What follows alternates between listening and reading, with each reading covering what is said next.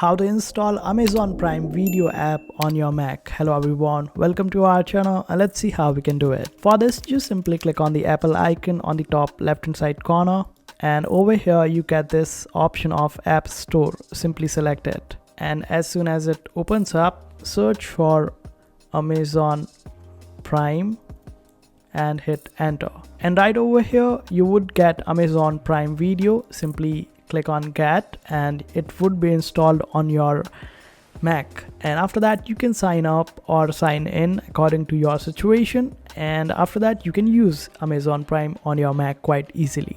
And this is how you do it, but it might only work for the newer version of the MacBook and not the earlier ones where the Intel chip was there. So keep that in mind, and I hope this video was helpful. Make sure to hit that like button and also subscribe to our channel for more helpful videos.